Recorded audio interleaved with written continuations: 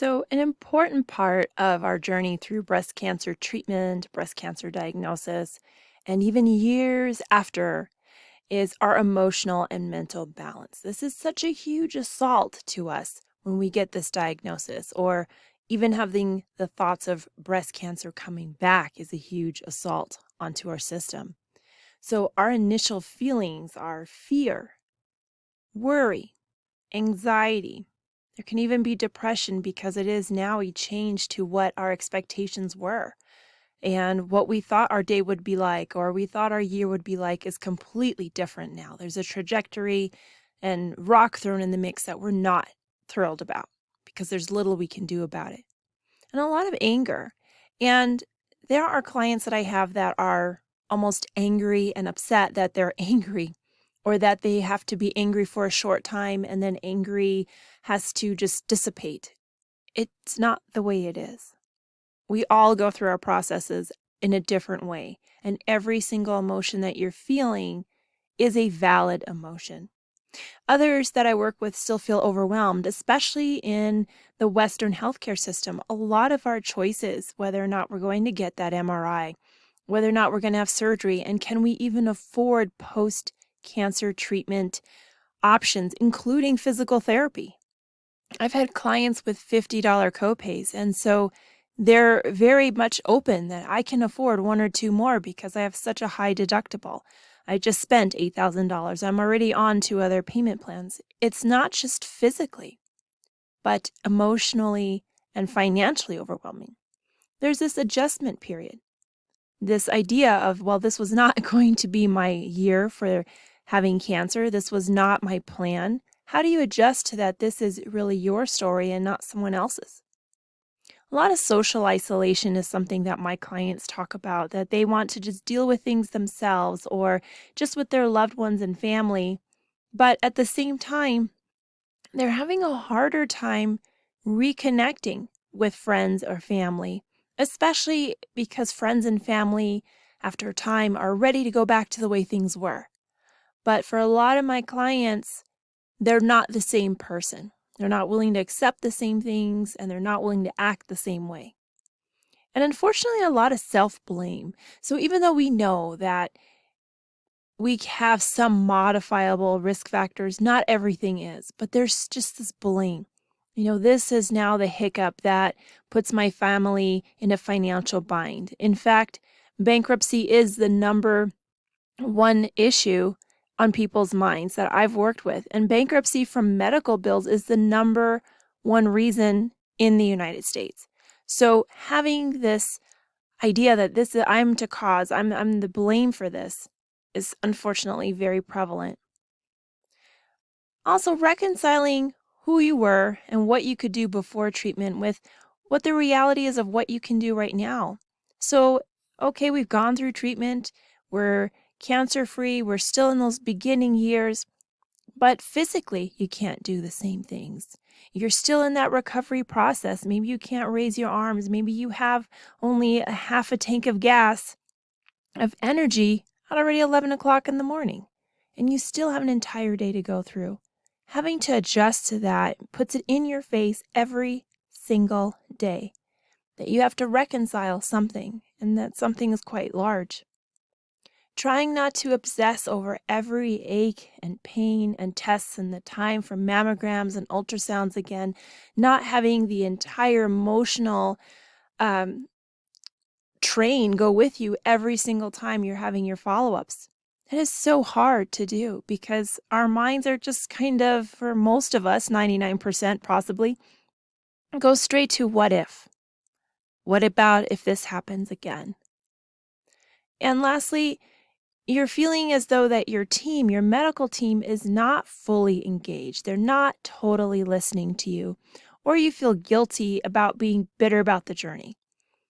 A lot of my clients feel guilty because they will, on one hand, say, you know what, I'm not any different than anyone else, but really still, why me? And why is this my journey? Why are these all my obstacles? I'm ready to be the mom. I'm ready to be the wife. I'm ready to be the girlfriend. I'm ready to be me. And I'm tired of all of these obstacles. So emotional regulation is now something that we in healthcare are following more, especially after cancer treatment. We're calling it now the sixth vital sign because irregulation involves a lot of things. There's living with this uncertainty day to day. Did I make the right decision? Did they find it in time? Did I trust the right people? Did I get the second opinion? Did I get the third opinion? What about the fear of recurrence? This is something that you will have in the back of your mind. Well, do I do these major lifestyle changes? What if I can't afford all these foods they talk about? What about if I'm just physically exhausted and I can't do all this physical activity that they're recommending? And all of these things add stress into your life. And just going through the treatment is stressful enough. How do you manage that stress? And this is something that often gets frustrated for my clients is calling it the new normal. Like, I don't want this to be my new normal. I want to be where I was. I want to be able to move and be functional and not have this as a concern and just be over it. And so because of that, a lot of my clients report that they in some way still feel isolated. Even clients that I've had that are super supported by their family and friends and will tell me that they are just so grateful for the spouse that they have or the parents that they have, the children they have, yet they still feel very alone. And I've had someone tell me that just telling someone they're not alone sometimes makes them feel they're more alone. But this social isolation is not always a physical aspect. Sometimes it's actually a isolation that we do to ourselves so that way we don't have to talk about it. So that way we don't have to put on an act that everything is just fine. So there is a natural progression when we go through a major life change, including breast cancer. And what we can do is seek support. So there's family, there's friends, and some of our friends are literally closer to us than our family is. And what's great about them is that they see us in our raw sense. They're the kind of people we let into our house when our makeup isn't done and our house isn't clean.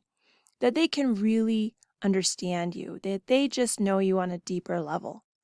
But then there are times that it's nice to have a conversation with someone that is not emotionally invested in you in the same manner as your close friends and family. And those can be therapists and coaches. The other thing is to seek out stories of other people who have gone through similar situations and they're not being isolated, that they're showing this change of strength, this change of courage. And others really turn more to their faith than ever before. And with faith, it doesn't matter what faith that is. Pretty much synonymously across the board, having faith in something means that we believe in something greater than ourselves. And it often entails that we are a part of a larger community. And at the end of the day, down to the most primitive parts of our brain, we are kind of what they call pack animals, that we have this need to be included. And that's why rejection is so painful. Rejection from a date, rejection from a job, because it's putting us out of that group. But belonging to something bigger, a faith-based community, often gives people that sense of well-being and part of a community, even if not everyone knows your name. So that social support is super important, and it's companionship. A lot of clients bring a family member, especially I've noticed a lot of sister-in-laws come together to go through this. It's nice to have another set of ears hearing the same conversation with a medical provider because their ability to listen is still from an outsider point of view. There is only so much that some person can take in. There are only so many notes you can take. And let's face it, there's only so much time with a medical provider. I said, place someone else in charge of, and I'm in charge of everything, in charge of being the responsible one to say, guess what? She's doing better. She has some follow-up appointments that you don't have to rehash your own story every single time. That if you have a follow-up appointment, you do not have to tell every single person about it. you can, and this is the third bullet, accept the help. Now, this is particularly hard, especially for women, because we are typically and usually the more nurturing group, that we provide this to others. And we more often have a harder time accepting the help. But I did hear this analogy and I really liked it, that assistance or help is a coin, and it's a two-sided coin. Sometimes we are able to extend our hands in an offering, and sometimes our hands are extended in receiving. It is a two-way street. And the better able we are to accept that help, the better able we are to move through emotionally, physically, through something, and be able to help someone else in the future. So there's additional support. And there's counseling, therapists, and life coaches. And I put, there is no reward for going through everything on your own. It is not a journey that you'll get to the end like, oh, well, you didn't need any help. Like you're just greater. No, we want people to move through those phases that they'll naturally go through at their own pace so that they can move on and actually feel like they're part of their own life journey again. So how do you see yourself right now? Do you see yourself in the mirror as someone that will get over this, will make a huge change? Or do you see yourself as, this is it? I didn't do enough. I did not fulfill all of my dreams. How do you see yourself is a very big question, because that will help navigate where you want to go next. I love this quote by Mother Teresa, where she says, "Be faithful in small things, because it is in them that your strength lies."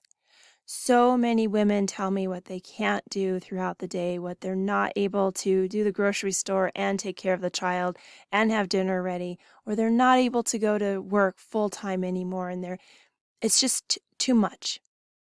But those small things that you do every day, every single thing that we consider small but are not, the small things of being available, being there for ourselves, taking care of our bodies, taking that moment to do our meditation, taking that moment to just enjoy our cup of tea or morning breakfast, those small things start to add up and gives us a sense of purpose and a sense of well-being, which is incredible.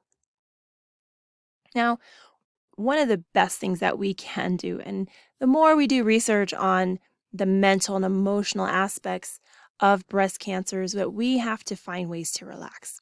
And how do you relax when you're going through breast cancer treatment? I mean, there's surgery, there's the scheduling of surgery, sometimes there's the copay. How am I going to get there? How am I going to come out of it? Will I have food? Will I have food for my family? Is everything taken care of? Like we get real tight. Radiation treatment, especially week 2, 3, when you start to feel the burn or changes in your skin, how do you relax in those situations? Well, there are different kinds of relaxation that's been studied through research, and that I'm sure we intuitively in our gut all know. One of them is serene spaces, just being out and about, writing down your thoughts and your feelings. There's a lot of power in the action of writing, literally writing, not just on the computer and putting our journal there, but literally writing causes a different brain signaling pathway that helps release our feelings and emotions in a different way. And so writing them down helps get it from inside our brain, where in our head, where it ruminates and actually out. And the last one is physical movements. So there is a huge power of nature. Anything outdoors will help. And our affinity to nature is just genetic and deep-rooted in our evolution. So when we think about it, when we are booking a hotel, say in the West Coast, the East Coast, or anywhere, don't we want a view from our balcony or terrace? Like, do you want the room inside the hotel, or you're like, no, I want the one with the view? And usually that view is not of more buildings. Sometimes it is. But if we're anywhere we can have a view of nature, don't we usually pick it? And so that is because just looking at nature has the ability to reduce our stress. It helps us lower stress hormone of cortisol, and that helps reduce our stress and inflammatory space, period. So reducing stress, reducing anxiety, and having greater gratitude. In a conference I went recently, the presenter discussed how is it that we can be in nature and really enjoy it when we are in the middle of the city often. And her assignment was to go out and find what looks beautiful to you, just to have a moment when you can be in awe of something, whether it's that weed or plant that's growing in the middle of a sidewalk. It's just determined to grow. That we can stay in awe for that moment to realize that there is still beauty, there is still resilience. One of the people in the audience came back and said, I actually sat and watched the ants build their little home, like how much work they do, and I've never paid attention. And the ability to be in awe, which we are usually with nature, helps reduce the amount of stress we have.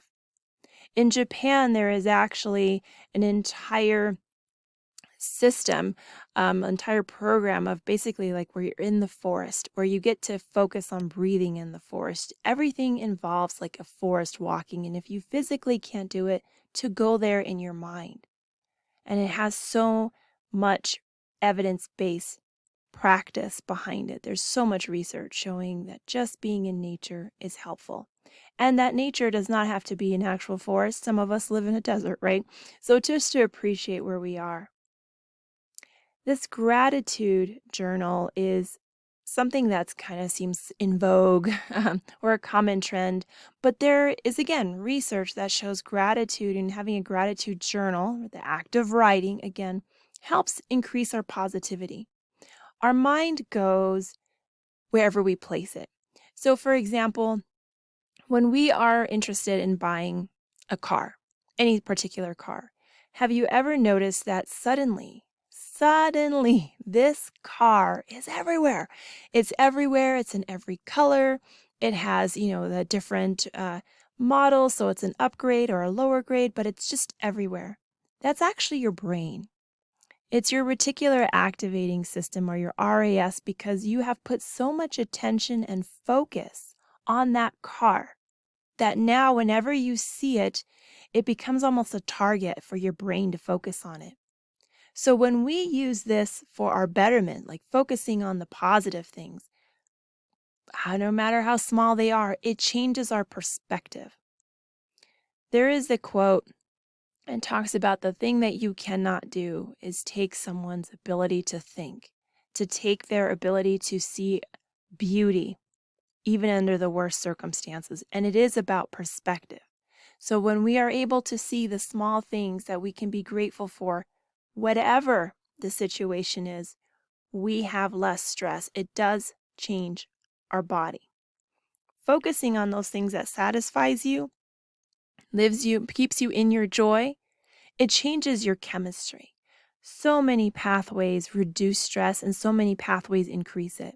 So we've heard of fight or flight, and we are supposed to do that. Fight, flight, or freeze, right? And we are meant to have this adrenaline rush through our body because we have to survive.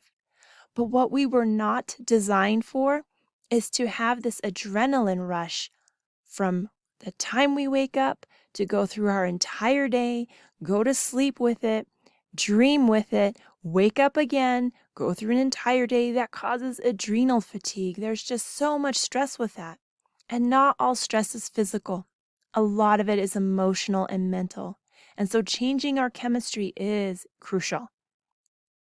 And lastly, the gratitude journal can do so much for our self-esteem. It gives us an opportunity to see our achievements and appreciate what we have. What about if we are upset that we're not able to reconcile what I could do today? Maybe do the laundry, take the kids to school, make the meal, have the breakfast ready. Well, I can't do all those things today. I'm just too tired or in pain or need extra naps. But what about looking at what you can do? what you have done before and what you know you will do again. You just have to give yourself that time. Now, movement of the body is really important, and a lot of our research is actually in yoga. In the Western world, we tend to associate yoga with stretching, right? We think about hot yoga, we think about the mats and the outfits that we'll see at the store. But true yoga focuses on the mental portion as well as the breath and meditation. So I know that the word meditation itself can give some stress to people because it's just another thing to do, right? How am I supposed to take time out of what I'm doing and focus on now? And I'm supposed to breathe and not have my mind running, all of these things. But sometimes that meditation is just 30 seconds long, 1 minute long, where you only focus on breathing in and breathing out. And not every meditation has to be done in silence. If you're talking to yourself of just breathing in, breathing out, any words of affirmation, any positive things that you say to yourself for that time frame helps reduce the stress response in your body. And when there's less stress, we have more dopamine. And dopamine is our feel-good hormone in our body. So, what is important? Well, we need to think about our ways to cope. Being active, whatever that is, whether it's yoga or going for a walk, even walking throughout the home is a huge, huge accomplishment for some of us, depending on where we are in our treatment. Expressing how we feel, and we tend to suppress what we feel because we don't want to hurt anyone's feelings. We want to seem like number 3, don't be upbeat because it's expected. We want to just seem like, yes, everything's fine. But if it's not fine, it is perfectly right and okay to say so. I'm not doing fine. I'm not in a good space. I don't want to talk about things right now. I just want to focus on what I want to focus on. I don't want to focus on anything at all. This is okay. There is no one correct way of coping. What you feel is important is undeniable, just like your feelings. And so with this, there has been a little more research too on therapy and counseling, because this is something that's brought up a lot during the times that I'm with women. Well, I know they said I need to go to a support group, but I don't like a support group. I don't want to be around other women who are focusing on what they're going through. I have to use all of my last bits of juice energy to focus on what I'm going through. And other clients feel invigorated and regenerated so far as their energy to know that they're not alone, that having this peer support group helps them. And others decide to choose to go individual, where they have one-on-one time with a counselor or therapist. In fact, 60% of women prefer to have that individual counseling. And with that counseling, that's when you're able to talk about your problems right now, your worries about money, your stress about making the appropriate choices for your care. Even talk about how you're feeling. And usually when there is a huge event in life, and often the diagnosis itself of cancer is such an event, there's the time when we wonder, how did I get here? What did I ever allow? What dreams have I not pursued? What options, did I choose the option when the door was open? Are all my options closed? We look at our relationships different, our careers, our roles, family members, all of that different. And that's where a counselor can really delve into the depths with you. And there's also life coaching. Now, this may seem like the new cliche of what's going on now, but life coaches are also trained and have a minimum of hours that they have to follow depending on what trajectory. There's business coaching, there's health coaching, there's wellness coaching. But coaching is not designed to go into what happened in your past. It's designed to look at where you are right now. And how can you move forward? What are your values? And often with a major life shift or different ages, different decades of our life, our values are different.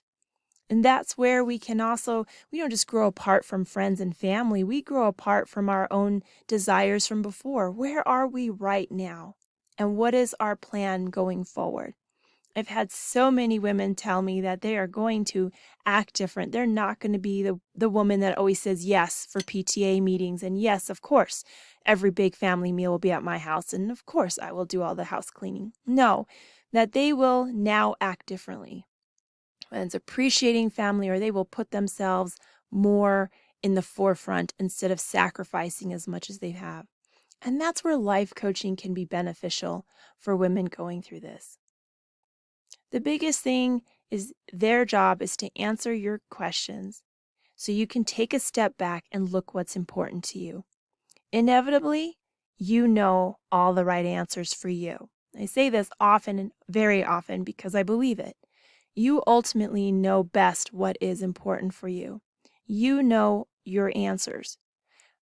But sometimes it helps to have someone guide us, pull those answers out of us because we don't even know what questions to ask. For example, what is most important to you in your life and why? And what are the biggest changes you now want to make in your life? Answering questions like this and taking the time to really evaluate is good, is healthy, and it will help you figure out where you are on your emotional journey and identify the path that will get you as quick as possible to the path that you want to be on. So it is normal to feel angry and sad and disappointed, and it is also normal to take your time as you process. But to suppress everything will not help you emotionally, and it will not help you physically.